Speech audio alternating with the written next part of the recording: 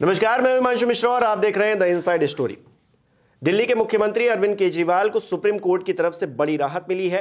उनकी अंतरिम जमानत को लेकर यह राहत उन्हें दी गई है, लेकिन फिलहाल वो जेल में ही रहेंगे। 25 जुलाई तक न्यायिक हिरासत में उनको भेजा गया है सीबीआई की, तो वो बाहर तो नहीं आएंगे फिलहाल। लेकिन आज जब सुनवाई हो रही थी सुप्रीम कोर्ट में, तो तमाम मुद्दे उठे, वो टेक्निकल हैं, उनकी चर्चा हम शो में करेंगे। और ये किस तरह से बेनिफिशियरी हो सकते हैं अरविंद केजरीवाल के लिए, या फिर तमाम और लोग जो इस तरह के मामलों में फंसे हैं, इसको लेकर चर्चा करेंगे। डॉक्टर संजीव त्रिवेदी जी हमारे साथ हैं। संजीव जी, टेक्निकल पक्ष भी समझाइएगा और इसका राजनीतिक पक्ष क्या है वो भी हम जानना चाहेंगे कि सुप्रीम कोर्ट की जो आज की टिप्पणियां हैं वो किस तरह से राजनीतिक परिप्रेक्ष्य में, या फिर जो नेता या फिर लोग इस पीएमएलए की धारा के तहत पकड़े गए हैं, गिरफ्तार हुए हैं, उन पे इफेक्ट डालेगी। देखिए, अरविंद केजरीवाल की गिरफ्तारी मार्च 21 को हुई थी, 21 मार्च। और उसके बाद आपको याद होगा कि उन्हें 10 मई को इंटरिम बेल पर सुप्रीम कोर्ट ने ही रिहा किया था और कहा था कि आप चुनाव प्रचार में जा सकते हैं। 5 साल में एक बार चुनाव आता है, लेकिन आप और कोई काम नहीं करेंगे। 2 जून को उन्होंने फिर से सरेंडर किया था। जब इलेक्शन ख़त्म हो गए दिल्ली के, 1 जून को दिल्ली की पोलिंग थी, और उसके बाद उनको फिर एक बार 20 जून को लोअर कोर्ट से बेल मिली। लोअर कोर्ट से जब बेल मिली, उस वक्त सीबीआई की केस उनके ऊपर नहीं थी, या यूँ कह लें कि उस वक्त सीबीआई ने उन्हें गिरफ्तार नहीं किया था। लेकिन जून 20 को जो उनको बेल मिली, आपने देखा 3 दिन के भीतर दिल्ली हाई कोर्ट ने तुरंत उसके ऊपर रोक लगा दी, ये कहते हुए कि सारे तथ्यों को जो डिस्ट्रिक्ट कोर्ट है उसने ध्यान में नहीं रखा था। ईडी के द्वारा प्रस्तुत किए गए तमाम तथ्यों को ध्यान में नहीं रखा गया था, लिहाजा बेल पर रोक लगाई जाती है। आज जो फैसला आया है, मैं इसीलिए ये क्रोनोलॉजी आपको बता रहा था। ऐसा लगता है कि उस तमाम डेवलपमेंट्स को देखते हुए सुप्रीम कोर्ट ने एक ऐसी नज़ीर पेश की है जो न केवल अरविंद केजरीवाल के केस के लिए प्रभावी होगा, बल्कि और भी जितने केसेस हैं इस तरह के पीएमएलए से जुड़े हुए, उसमें भी प्रभावी होगा। बहुत स्पष्ट तौर पर ये एक बहुत बड़ी राहत जाहिर है कि होने जा रही है आम आदमी पार्टी और अरविंद केजरीवाल के लिए, क्योंकि जो ईडी में गिरफ्तारी होती है, ईडी में जो गिरफ्तारी होती है, ऐसे मान करके चलिए कि वो बड़ा ताला होता है और उसके लिए चाबी चाहिए होती है। लेकिन सीबीआई या दूसरी गिरफ्तारियां जो होती हैं, उसमें बेल जो होता है वो आप ये समझ लें कि एक दरवाजे में जो छिटकनी लगी होती है तो उसको खोल लिया जाए। तो दोनों स्थितियों में दरवाज़ा खोलना, आप समझ सकते हैं कि जो ईडी में मामले हैं उसमें बहुत ज़्यादा है। उसके लिए तो वो बाकायदा बड़े से ताले को खोलने के लिए चाबी चाहिए, उसके बगैर नहीं खुलेगा। क्योंकि गिरफ्तारी और प्रोविज़न ऐसे बनाए गए हैं ईडी के, एनफोर्समेंट डायरेक्टरेट के, जो केस होता है पीएमएलए का, prevention of money laundering act, धन शोधन का जो कानून है। तो आप ये समझिए बड़ी राहत इसीलिए है कि धन शोधन के कानून के तहत जो चार्जेस लगाए गए थे पीएमएलए में, उन चार्जों के तहत इनको बेल मिल गया है। अब जैसा कि आपने बताया, सीबीआई के मामले अभी भी उन पर है, 25 तारीख तक वो सीबीआई की कस्टडी में है। लेकिन अरविंद केजरीवाल ने उसको भी चैलेंज कर रखा है, अपनी गिरफ्तारी को। जैसे उन्होंने सुप्रीम कोर्ट में चैलेंज कर रखा था, ईडी के द्वारा गिरफ्तारी को उन्होंने चैलेंज कर रहा था सुप्रीम कोर्ट में, जिसका आज फैसला आया है, उसी प्रकार उन्होंने सीबीआई के द्वारा अपनी गिरफ्तारी को भी चैलेंज किया है। और सीबीआई के द्वारा जो गिरफ्तारी को उन्होंने चैलेंज किया है, वो मामला भी दिल्ली हाई कोर्ट में 17 जुलाई को आने वाला है, इसी 17 जुलाई को आने वाला है। तो अगर उस दिन उनको बेल मिल जाती है, जैसा कि मैं बता रहा हूँ, वो छिटकनी खोलने के जैसा है, तो अगर मिल जाता है तो वो बाहर आ सकते हैं। तो ये तो हुई कि कब वो बाहर आएंगे।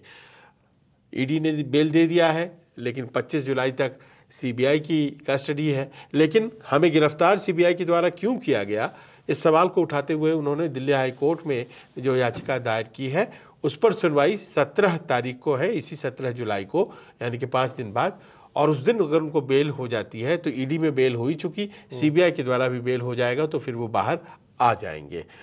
पर ये तो एक ऐसी बात हुई कि चलिए आम आदमी पार्टी अपने आप को ये कह रही है कि हमें सत्यमेव जयते और जीत हुई और तमाम बातें। पर सुप्रीम कोर्ट ने आज बहुत महत्वपूर्ण बात कही। उन्होंने कहा कि देखिए, गिरफ्तारी जो होती है वो prevention of money laundering act यानी कि पीएमएलए एक्ट, ईडी जिस एक्ट के तहत गिरफ्तारी करती है वो आर्टिकल 19 के तहत होती है, माफ करें धारा 19 के तहत होती है। पीएमएलए की धारा 19 के तहत होती है। तो पीएमएलए की धारा 19 के तहत आप जब गिरफ्तार कर लेते हैं, उसके बाद वो व्यक्ति जो है बेल कैसे पाए, ये एक बहुत बड़ी समस्या है, क्योंकि एक जनरल अंडरस्टैंडिंग है कि ईडी के द्वारा गिरफ्तारी के बाद बेल मिलना बहुत मुश्किल होता है।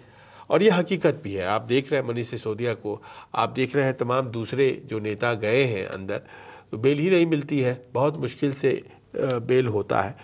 तो उन्होंने आज बड़ी ज़बरदस्त बात कही। उन्होंने कहा कि जो ईडी के ऑफिसर गिरफ्तारी करने जाते हैं, इंटरोगेशन करते हैं और उनको लगता है कि गिरफ्तार किया जाना चाहिए, तो क्या वो नीड और नेसेसिटी दोनों को की जो क्राइटेरिया है उसको फुलफिल कर लेते हैं या फिर यूं ही गिरफ्तारी कर लेते हैं।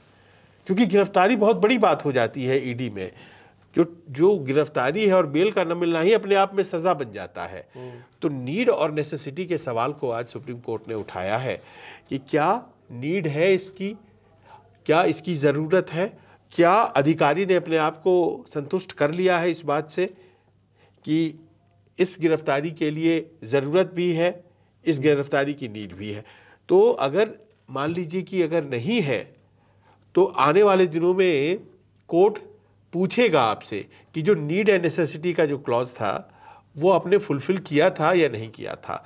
और इस कारण से एक तरह से नज़ीर आज बैठ गई कि ज़रूरत है क्या गिरफ्तार करना, इंटरोगेशन के लिए गिरफ्तार करना ज़रूरत है क्या। क्या एक ऐसे व्यक्ति को जो मुख्यमंत्री भी है दिल्ली का, आप उसको गिरफ्तार कर रहे हैं। आपको याद होगा कुछ दिन पहले इसी सुप्रीम कोर्ट से हम एक बहस के दौरान टाइमिंग के ऊपर भी सवाल खड़ा किया गया था कि भाई क्यों ऐसा है कि आपने 1.5 साल पहले ECIR दर्ज किया था, FIR को ईडी के द्वारा ECIR बोला जाता है, तब से आपने गिरफ्तारी नहीं की और गिरफ्तारी आपने अब जाकर के की है जब लोकसभा चुनाव सामने है। तो कहने का अर्थ ये है कि वो दरअसल कोशिश इस बात की कर रहे हैं कि जो पीएमएलए के कानून है उनकी निश्चित धाराओं के तहत अगर गिरफ्तारी होती है तो मेरिट हो गिरफ्तारी में, ये ना हो कि गिरफ्तार करने के लिए गिरफ्तार कर लिया जाए और राजनीतिक मान लीजिए कि कोई पेच साधना हो तो उस कारण से भी गिरफ्तारी को अंजाम दे दिया जाए। राजनीतिक गिरफ्तारियों में इस तरह की चीज़ें देखी जा रही हैं और इसी पर बेहतर स्थिति का आकलन हो सके, इसीलिए इसको लार्जर बेंच को भी रेफर कर दिया है और कहा है कि जब तक कि लार्जर बेंच इस पर तय नहीं करता है तब तक इनको बेल दी जाती है और लार्जर बेंच तय करे कि जो गिरफ्तारियां हो रही हैं आर्टिकल 19 के तहत वो किस तरह से होनी चाहिए, उसका फ्रेम क्या होना चाहिए। देखिए, बेल देने का अधिकार कोर्ट के पास है, वो धारा 45 के तहत बेल देता है, पर वो स्थिति जो आती है, वो स्थिति आने के पहले गिरफ्तारी की स्थिति जो है वो अपने आप में कोर्ट को बताना पड़ेगा कि किस वजह से गिरफ्तारी जो है हम लोगों ने की है, क्या क्या मिला है। अब यहाँ सवाल जब अरविंद केजरीवाल का आता है तो आप देखते हैं कि 100 करोड़ का आरोप है इनके ऊपर, जिसमें से कहा जाता है कि 45 करोड़ गोवा के चुनाव में खर्च किया गया इनके द्वारा। ये सर्वा है तो गोवा के चुनाव में खर्च किया गया, खुद गोवा गए और वहाँ के एक बड़े होटल में रहे और इस तरह से इन्होंने इस्तेमाल भी किया उस पैसे का। पर कंक्लूसिव प्रूफ आपके पास क्या है? किसी ने पेमेंट कर दिया, वो आदमी जुड़ा हुआ था उस साउथ के लीकर लॉबी से इस होटल के स्टे का, ये अपने आप में क्या सफिशिएंट एविडेंस है? और ये तमाम ऐसी बातें हैं जो कि आज की तारीख में केस वाटर टाइट नहीं है इस ओर इशारा करती है। मेरिट पर बेल नहीं मिलता है, बेल का अर्थ ये कतई नहीं है कि केस कमज़ोर है अरविंद केजरीवाल के खिलाफ, जी नहीं। जो प्रोसेस है वो कहीं दुराग्रह से तो ग्रसित नहीं है। अभी मेरिट पे बात होगी।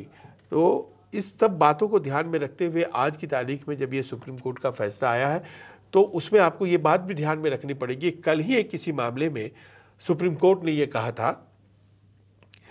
कि कई बार ऐसा देखा जाता है कि जो डिस्ट्रिक्ट कोर्ट होती है वो बेल दे देती है और हाई कोर्ट में उस बेल को खारिज कर दिया जाता है। ये तो सुप्रीम कोर्ट में बात चल रही थी, लेकिन मामला तो अरविंद केजरीवाल से भी यही जुड़ा हुआ था। और भी ऐसे कई केसेस हैं। आपको याद होगा 20 जून को अरविंद केजरीवाल को बेल दे दिया गया राउज एवेन्यू कोर्ट दिल्ली के द्वारा, और फिर उसे 23 जून को खारिज कर दिया गया हाई कोर्ट के द्वारा, दिल्ली हाई कोर्ट के द्वारा।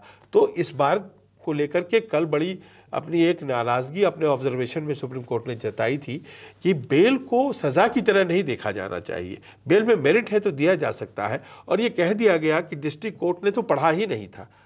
तो हाँ, आप डिस्ट्रिक्ट कोर्ट को किस तरह से उत्साहित करेंगे? वो अगर अच्छा काम कर रहे हैं, आप उनके फैसलों को तुरंत एक कलम से खारिज कर देंगे तो ये कैसे होगा? आप मेरिट क्या है उस बेल को समझिए। तो बेल को लेकर के सुप्रीम कोर्ट लगातार कई मामलों में पिछले कई सालों से कहती आई है कि बेल को सजा मत बना दीजिए आप। बेल तो बेल है। बेल से कहीं ऐसा तय नहीं होता है कि इस व्यक्ति को बेल मिल गया तो ये दोषी नहीं है। दोषी हो सकता है, फाइनली उसको उस पर दोष मढ़ा जा सकता है। लेकिन एक जो चलन हो गया है कि जेल में रखने को ही सजा बना दिया जाए और जब फैसला आएगा तब की तब देखेंगे, अभी तो इनको अंदर रखा जाए। बहुत से लोगों की राजनीति उससे सध जाती है। तो इस पर आज के फैसले को ऐसा लगता है कि एक नज़ीर के रूप में देखा जा सकता है और प्रश्न खड़ा किया है ऐसी मानसिकता पर। इसका राजनीतिक पक्ष हम कैसे किस तरह से देखें? अरविंद केजरीवाल को ज़मानत मिल जाना, निचली कोर्ट में ज़मानत मिलना, फिर हाई कोर्ट में खारिज होना, और फिर इस प्रक्रिया विशेष को लेकर राजनीतिक परिप्रेक्ष्य में हम देखें तो क्या एक संदेश जा रहा है? और आम आदमी पार्टी और खासकर पूरा विपक्ष इसे किस तरह से देख रहा है? देखिए, अभी ये तो एक ऐसी चीज़ हुई है जिसमें कि बहुत ज़्यादा इसको जब तक कि ये पुख्ता बेल रेगुलर बेल में कन्वर्ट नहीं हो जाता है और अभी भी सीबीआई का मामला बाकी है, तो जो लीगल ट्रबल्स हैं अरविंद केजरीवाल की वो ख़त्म नहीं है। अभी आपने देखा पीछे कि जो 7वां सप्लीमेंट्री चार्जशीट फाइल किया गया था सीबीआई के द्वारा, तो उसमें संज्ञान लिया है उसका कोर्ट ने, और उसमें अरविंद केजरीवाल को आरोपी नंबर 37 और आम आदमी पार्टी को आरोपी नंबर 38 बनाया गया है। तो अभी तक आरोपी नहीं थे, लेकिन अब वो आरोपी हैं और आरोपी के रूप में वो पेश होंगे। पीछे पेश भी हुए थे एक दिन, और अब आगे जब भी आएंगे तो वो आरोपी के रूप में पेश होंगे। आरोपी के लिए सीबीआई से बेल प्राप्त करना संभव भी है, मुश्किल भी है। अब देखना है कि कैसे ये चलता है मामला। उनको बेल तो हुई है, लेकिन वो बाहर तो पहले भी नहीं आ पाए थे, बेल खारिज हो गई थी। तो 17 तारीख को क्या होगा? हो सकता है वो नहीं आए। तो फौरी तौर पर बहुत बड़ी राहत हो सकता है आम आदमी पार्टी अपनी कह रही हो, लेकिन मुझे नहीं लगता है कि बहुत बड़ी राहत है, क्योंकि मेरिट ऑफ द केस पर तो बहस अभी बाकी है। वो तो जब होगी ट्रायल के दौरान तब होगी। लेकिन ताला तो खुल गया है, अब तो सिटकनी हटानी। अब वो बात तो सही है कि अगर बेल पे वो बाहर आ जाते हैं तो ऐसे तमाम केसेस लोगों की चल रहे हैं जो कि वर्षों से चलते हैं। और आपका आकलन सही है कि अगर वो ताला खुल जाए, वो बेल बाहर आ जाए, तो केसेस चलती रहेंगी। ऐसे में जबकि सामने में दिल्ली के चुनाव है और आप उसको साल में नहीं महीनों में गिन सकते हैं, क्योंकि जैसे ही ये साल खत्म होगा, साल 2024, आप दिल्ली चुनाव के दरवाजे पे खड़े होंगे। उससे पहले हरियाणा में भी चुनाव है, आम आदमी पार्टी कोशिश करेगी कि वहां भी जाए वो। महाराष्ट्र तक हालांकि उनकी ज्यादा पहुंच नहीं है, लेकिन पर हरियाणा में तो है। लेकिन स्टेक जो है वो दिल्ली का सबसे ज्यादा है, और दिल्ली में तमाम कोशिशों के बावजूद अरविंद केजरीवाल अपना खूंटा गाड़े बैठे हैं और वो कई चुनाव दिल्ली के लगातार जीतते चले गए। 3 चुनाव तो बड़ा स्पष्ट दिख रहा है। तो ऐसे में, और उसमें फिर आप ये देख लीजिए कि आज की तारीख में अब जो एमसीडी भी उन्हीं के पास आ गई है, तो उनका बाहर रहना बहुत बड़ा एक बूस्टर की तरह आम आदमी पार्टी के लिए होगा। पर वो बाहर अगर नहीं है तो जाहिर है कि वो एक सिंपैथी वोट का मसला होता है, लेकिन आजकल वो उतना काम नहीं करता है, क्योंकि हम लोगों ने लोकसभा के चुनाव में देखा कि सिंपैथी वोट इतना नहीं होता है कि भाई वो हरा ही दे उम्मीदवार जो सामने वाला है, ऐसा नहीं होता है। तो मसला ये है कि अगर वो बाहर आ जाते हैं तो बहुत मदद होगा। बाहर आ पाते हैं कि नहीं आ पाते हैं, सीबीआई से बेल मिलती है कि नहीं मिलती है देखना है, पर ये बहुत बड़ी राहत है कि ईडी से बेल उनको मिल गई है। अगर वो बाहर आते हैं तो सियासी तौर पर उनके लिए बहुत फ़ायदे की बात होगी, उनकी पार्टी के लिए बहुत फ़ायदे की बात होगी, क्योंकि अरविंद केजरीवाल ने जो आंदोलन खड़ा किया है उस आंदोलन में वो सिंगल मैन जिसकी अपनी एक बड़ी आइडेंटिटी है, उस तरह से उन्होंने पार्टी का गठन किया है। बाकी नेता हैं, उसमें मनीष सिसोदिया भी है, उसमें संजय सिंह भी है, उसमें आतिशी भी है, पर जो कद और चेहरा उनका है उसके सामने बाकी लोग नहीं है और पर्सनालिटी बेस्ड पार्टी हो गई। हालांकि आंदोलन से निकली है ये पार्टी, पर अब केजरीवाल के चेहरे पे ही ये पार्टी जो है वो चलती है।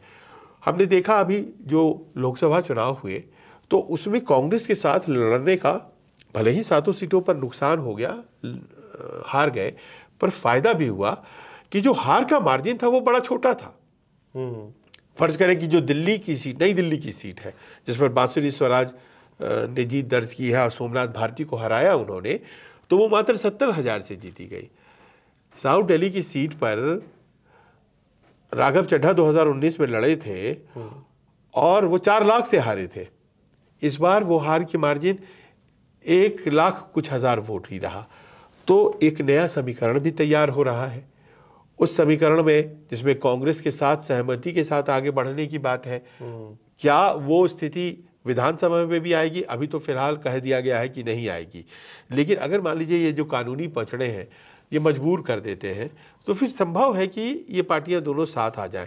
तो भारतीय जनता पार्टी की जो लड़ाई है वो आसान नहीं है अगर अरविंद केजरीवाल बाहर आ जाते हैं तो। और ये सबसे बड़ा फायदा आम आदमी पार्टी को होगा कि अगर वो बेल भी मिल जाता है तो भी अपने आप को राजनीतिक रूप से एक मजबूत स्थिति में लाने में आम आदमी पार्टी सफल हो जाती है।